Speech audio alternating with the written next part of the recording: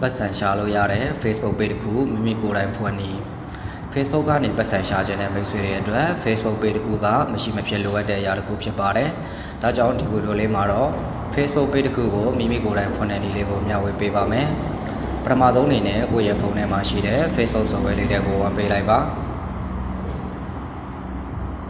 ။ညာဘက်ထောက်မှာရှိတဲ့မြင်းလေး၃ချောင်းကိုနှိပ်ပေးလိုက်ပါ။အလံနိုင်ပုံလေးနဲ့ page ဆိုတဲ့စာကြောင်းလေးကိုနှိပ်ပေးလိုက်ပါဒီနေရာကိုရောက်ပြီဆိုရင်တော့အပေါင်းပုံလေးနဲ့ create ကိုနှိပ်ပေးလိုက်ပါအပြာရောင်လေးနဲ့ gesture ကိုနှိပ်ပေးလိုက်ပါဒီနေရာမှာတော့ကို page မှာထားမယ့်နာမည်ကိုရိုက်ထည့်ပေးရမှာဖြစ်ပါတယ်ကို page မှာထားမယ့်နာမည်ကိုရိုက်ထည့်ပေးလိုက်ပါ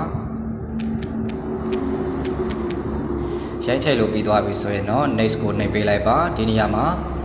တခါတလေကိုရေးတဲ့နာမည်ကမရဘူးဆိုရင်အခြားနာမည်လေးတွေပြောင်းပေးကြည့်ပါ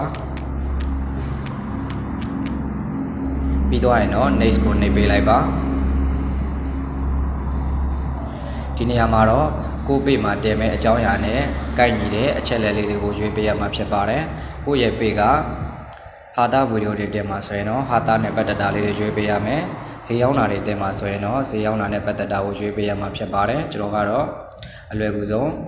၃ခုပဲရွေးပေးလိုက်ပါမယ်ကျန်းမာရေးနဲ့ပတ်သက်တာတွေတင်မှာဆိုရင်တော့ကျန်းမာရေးနဲ့ပတ်သက်တာကိုရွေးပေးလိုက်ပါဒီနေရာမှာအများဆုံး၃ခုကိုရွေးလို့ရပါတယ်ကျွန်တော်ကတော့တစ်ခုပဲရွေးလိုက်ပါမယ်ရွေးလို့ပြီးသွားပြီဆိုရင်တော့ create ကိုနှိပ်ပေးလိုက်ပါ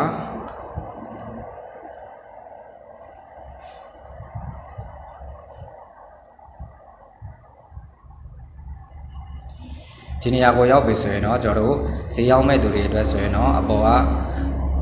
စာကြောင်းမှာအပြောင်းဆက်လေးချပါဒါမှမဟုတ်ကိုက Facebook မှာဗီဒီယိုတွေတင်ပြီးတော့ပတ်စံရှာမှာဆိုရင်တော့ဒုတိယစာကြောင်းမှာအပြောင်းဆက်လေးချပါကျွန်တော်ကတော့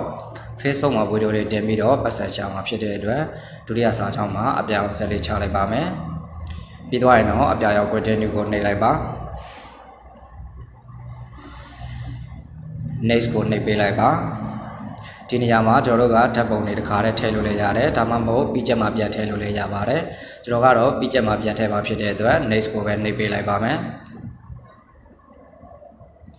ဒီနေရာမှာဆိုရင်တော့ကျွန်တော်တို့ကိုယ့်ရဲ့ Facebook အကောင့်မှာရှိတဲ့တငယ်ချင်းတွေကို friend အပ်ချင်လည်းရတယ်မအပ်ချင်လည်းရပါတယ်ကိုကအပ်မယ်ဆိုရင်တော့ invite friend ကိုနှိပ်ပါကိုကမအပ်ဘူးဆိုရင်တော့ next ကိုပဲဆက်ပြီးတော့နှိပ်ပေးလိုက်ပါဒီနေရာမှာကိုကဈေးရောက်မှာဆိုရင်တော့ဒုတိယစာကြောင်းမှာရှိတဲ့အပြောင်းအဆက်လေးကိုဖွင့်ပေးလိုက်ပါကိုက